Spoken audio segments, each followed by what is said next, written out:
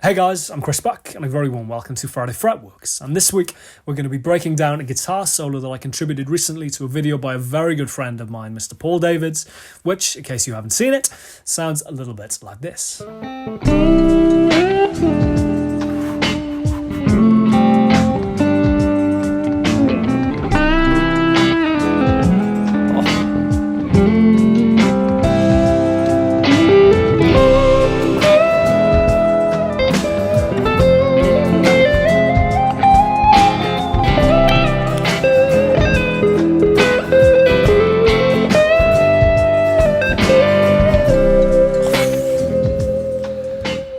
Now, in case you haven't seen the video, the concept was pretty simple. Paul invited 10 guitar players to contribute a guitar solo to an 8-bar turnaround, series of chord changes in the key of C major, albeit with some spicy changes thrown in for good measure, as Paul put it, and then provide a quick explanation video as to your gear that was used and ultimately your thought process behind the solo. Now, Paul put together an incredible host of musicians, truly some magnificent guitar players that I was extremely humbled to be seen amongst. And as you can imagine, with Paul's channel, the video has done pretty well. Thus far, I think it's clocked up about 350,000 views in the last couple of days alone. The response has been amazing, and if the sheer number of covers of my solo that I've been tagged in on Instagram or on YouTube are anything to go by, I thought it'd be a cool idea to try and break it down in today's video. Even Paul himself had a crack at it on Instagram.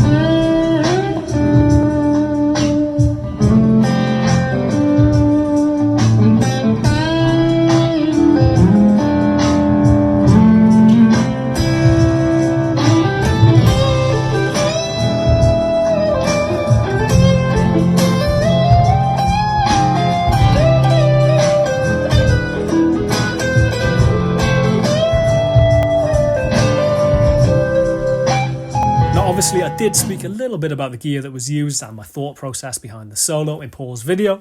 As I said, it was my Yamaha Revstar 502 custom gold top with P90s and my Helix preset, which you can download in the description box. I'll also stick a link to the tabs down below if you want to check those out.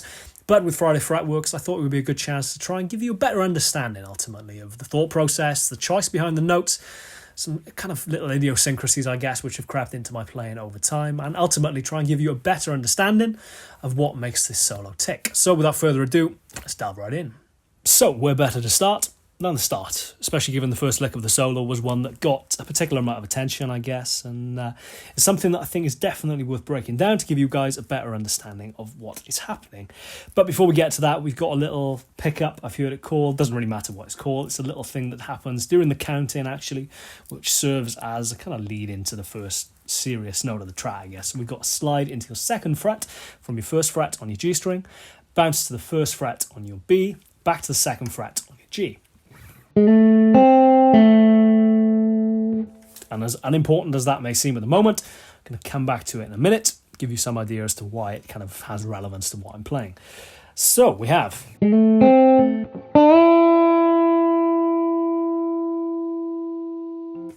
a bend, and hopefully the first thing you will notice about that is I added absolutely no vibrato, and that is a very deliberate decision. It's a little bit of a reflex action or kind of Pavlovian response in guitarists at this point, I think, to land on a note, especially if you've bent to it and start wiggling. Not that there's anything wrong with vibrato, I use vibrato all of the time. It'll be dotted throughout this solo, but it is, at least in my book, very much an effect which, as with any other effect you may use or any other kind of little crutch, you use sparingly. You use it when it is effective and not just as a matter of course. And the bizarre kind of irony, I guess, is that somewhat gets lost in amongst that is bending to a note and holding it without any vibrato can be an art form in itself. It really kind of outlines whether you are hitting the note that you're aiming for, I guess. Ultimately, it really highlights any inconsistencies or any kind of little imperfections in your playing. So really knowing which note you're bending to and making sure that you're familiar with that first and you know what the pitch needs to sound like is very important. So in this case, we're bending from the third fret on your B string up a whole tone to, in essence, your fifth fret, which is the major harmony, the major third of the key of the track, which is obviously C major. So if you're familiar with what note you're aiming for, bending to it is going to be a whole lot easier.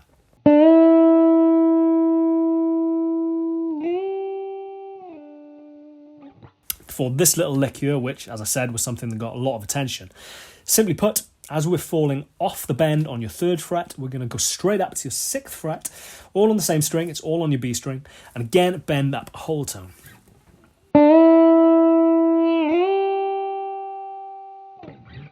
Now, the trick is to do it fluidly and do it relatively quickly. It's one of those things that you kind of need to fall in a middle ground. If you do it too slowly, it sounds a little bit kind of strange and probably overly deliberate. If you do it too quickly, it can sound a little bit frantic, and especially in the context of a track like this, where the tempo is relatively slow and the groove is kind of on the back end of the beat, you kind of want to fall right in that middle ground to make sure that it sounds effective.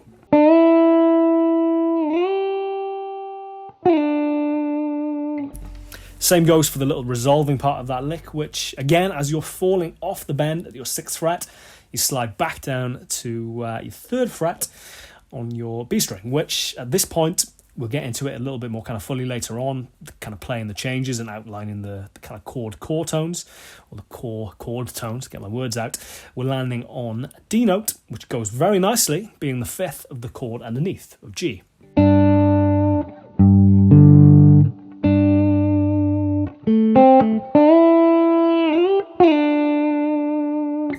At which point, introduce a little bit of vibrato if you want. Ultimately, as I said, this is all personal preference, and if you're trying to learn this solo, you have some interest in trying to learn it the way I played it. But, as I said, it is personal expression. Do whatever best suits you. My point being, don't use vibrato as a crutch to get around an underbent or overbent note. Use it when it works and use it when it adds something to the track. One other thing I wanted to pick up on there was a question asked in a live stream I did the other day, is why not, instead of bending at your 6th fret, play your 8th fret, which I guess ultimately is the note that you are bending to.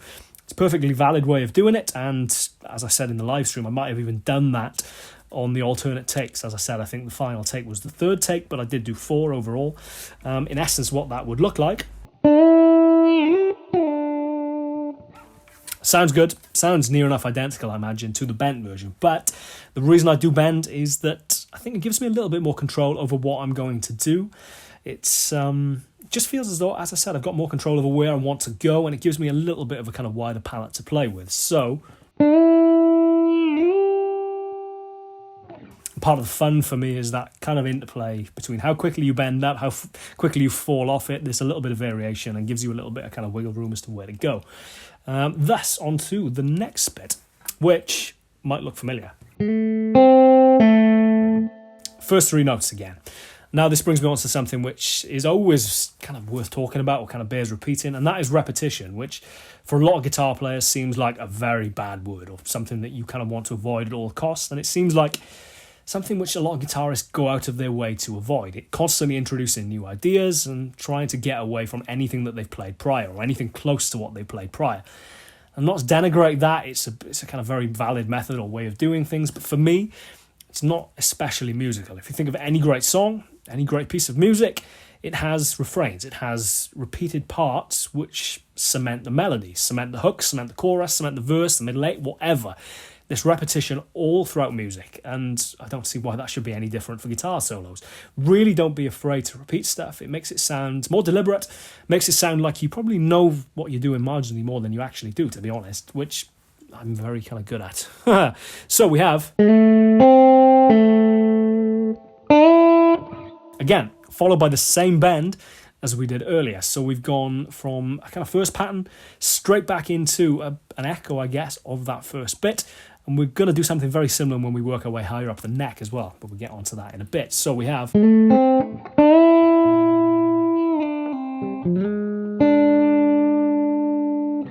So we've got the kind of the slightly bendy thing. People attach different names to it every time I do it. I don't know why. It's not something I've invented or innovated. It's something I've stolen, no doubt, as with everything else in my playing, to be honest. It's a vocal thing. It's a slide guitar thing. It's a vocal fluidity thing, which again I've spoken at great length about in any kind of breakdown or solo lesson I've done in the past. It's all in aid of me trying to sound more like Sam Cooke and less like me, I guess, ultimately. But just to touch on it very quickly, bending on your 3rd fret of your B.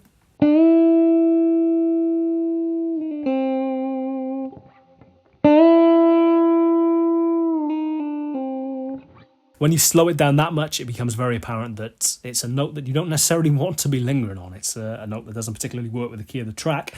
The cool thing is, if you do it quickly enough and deliberately enough, you can get away with murder. You really can, because it's not about the note that you're going to. It's more the mechanics of the actual kind of slide and the bend combined. So,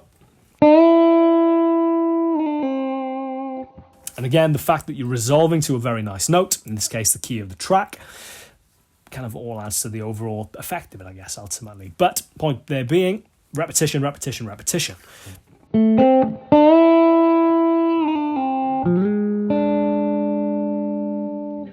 First kind of interesting bit, I guess, in regard to playing the changes or outlining the chords that you are playing.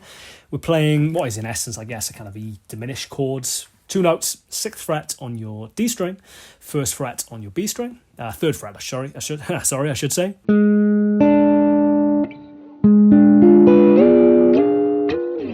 That kind of idea, it's a diminished chord or 7 flat 9, whatever you want to call it. Outlines very nicely the E7th, which is happening underneath. Outlining chords obviously is essential. It's something which seems to have kind of developed. There's a little bit of a trend, I guess, in recent times with the whole kind of neo-soul explosion on Instagram.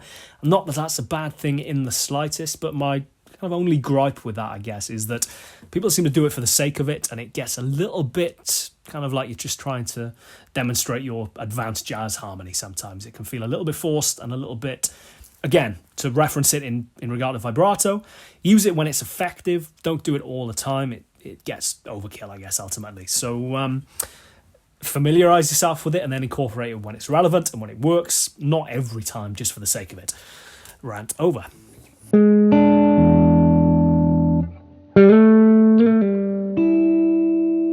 Last little bit, on your D string, a slide between your 5th and your 7th fret, again with a very kind of little subtle momentary.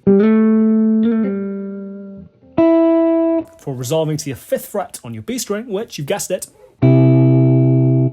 major 3rd of the key of the track, C major.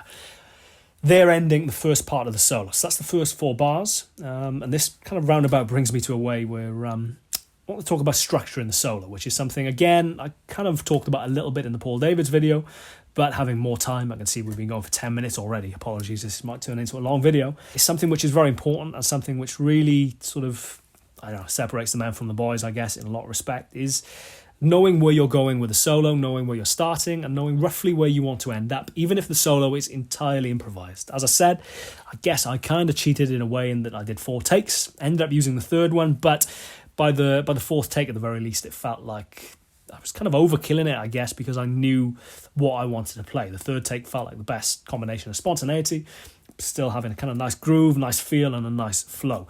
Tim Pierce made a brilliant point in his solo, or in the breakdown part of his solo, saying that he, generally speaking, aims to sort of hit the peak, or the kind of climax, I guess, for want of a better phrase, of a solo, roughly at the kind of 3/4 mark, and then the kind of the bit after that is the resolution, which is a good kind of analogy, I guess, for a book. You know, the peak or the kind of height of a book generally doesn't happen on the last page. It happens towards the end of the book, maybe about, I don't know, just over 3/4 of the way through.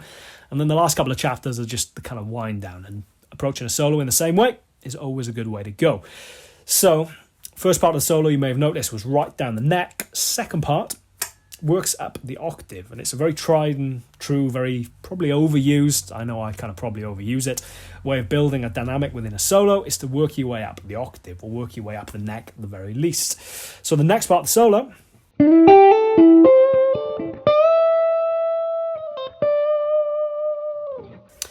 something I sort of toyed with, and I think I actually did in maybe the first or the second take, was an entirely kind of identical copy of something I'd done earlier. So just up the octave, which obviously works. It kind of worked relatively well down there. And my thinking was, again, repetition, sort of echoing that up the octave might be a cool little way to introduce the second part of the solo. The reason I chose against that was it felt a little bit obvious, and it felt like I was just kind of milking it, I guess, for want of a better phrase. But I did end up with something relatively similar.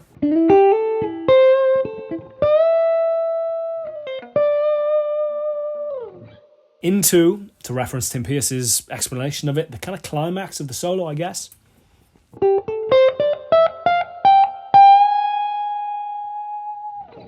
Climax of the solo here being a really cool little change from F major to F minor. I love those major to minor chord changes. I kind of incorporate them in the songs that I write all the time. It's a cool little way of just sort of, I don't know, building tension and release and all that kind of fun stuff. So we've got an F major to an F minor. And I very much reference that change in harmony with a G sharp bending up from a G note, 15th fret, bending to your 16th fret. Again, making sure that you really know where you're aiming with that bend and making sure that you pitch it perfectly. It's really essential to this, but very much heavily leaning on that is a cool little trick. And for me, at least, that's the high point of the solo. So we've got that climb.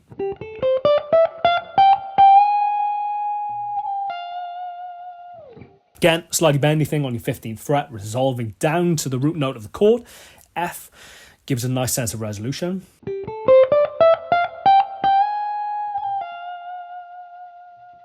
Then, finger rake thing. I use my middle finger. Sorry if it's not quite on camera.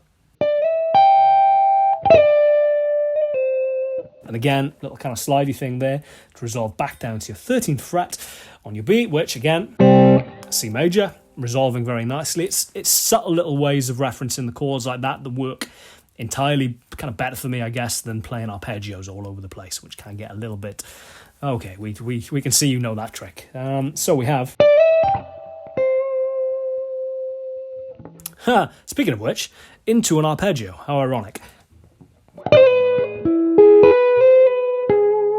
So here we're going to outline, very obviously, yeah, set myself up for a fall there, didn't I? We're going to outline the E7th chord. We're kind of playing an E major chord, but obviously it's relevant to the E7 chord underneath.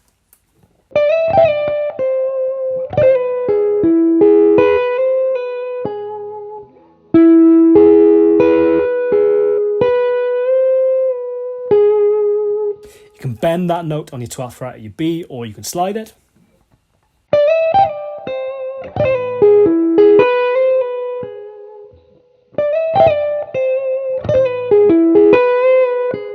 Doesn't matter, each works equally as well. Into the last little bit. Might sound familiar.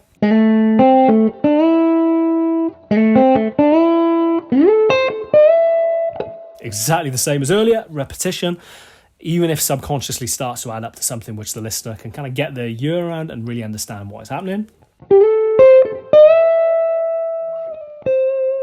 Slightly bendy thing, again, from your 15th fret resolving down to the C major.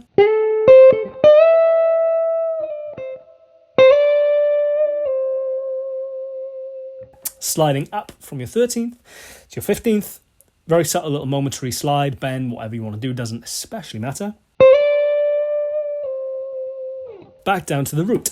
And that's it. Now, this, as I said, the more interesting kind of points of that solo, I guess, are not necessarily the notes themselves. I'll stick the tab for download in the description box of the video if you want to check that out. But for me, at least, the thing I really wanted to talk about in a little bit more depth, I guess, was the structure of it and the way I tried to build a little bit of tension and release through repetition, through outlining the odd chords, kind of harmony underneath at relevant points, but not overdoing it.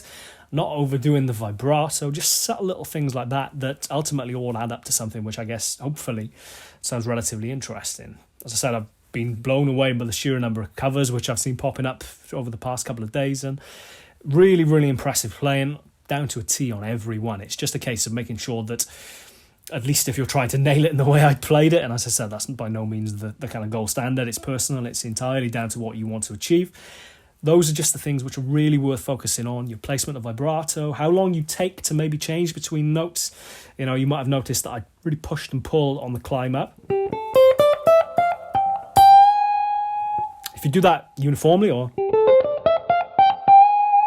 you rush it or you play it too slowly, it can sound a little bit draggy or a little bit rushed. Playing with the timing of that and kind of really making sure that your time feel is kind of locked into the groove of the track and complementary to what you're playing, all hopefully should add up to something which sounds pretty cool. And that's it in a nutshell. And there you have it. As ever, thank you very much for watching. Hopefully there was some useful information to be taken from this video, and apologies it did turn into an infinitely longer one than I'd originally planned. But as I said, it's cool to try and outline not only some of the idiosyncrasies which have maybe crept into my playing over the last couple of years, but ultimately the thought process behind the solo. and what makes it tick, how I built it, some of the refrains, some of the use of repetition, some of the little kind of quirks and stuff, which I guess ultimately seem to resonate with a lot of you guys. As I said, the tabs are down below, as is the Helix preset, etc, etc. As ever though, thank you very much for watching. Please subscribe, hit the bell icon if you haven't already, and I shall see you next week for another episode of Friday Fretworks. Cheers guys, take care, and I'll see you soon.